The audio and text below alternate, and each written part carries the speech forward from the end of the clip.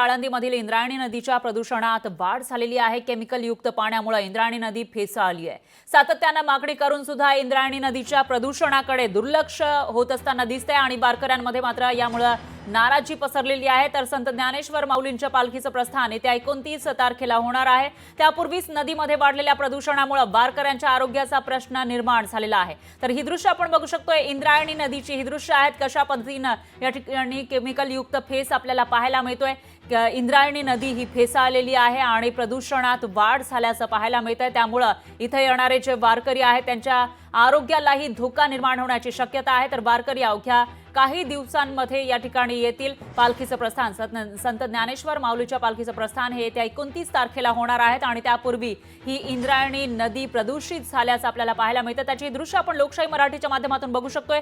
कशा पद्धतीने या ठिकाणी केमिकल युक्त फेस आलेला आहे आणि त्यामुळे वारकऱ्यांच्या आरोग्याला मात्र धोका निर्माण झालाय। लोकशाही मराठी ऐका, पहा, जागरूक रहा।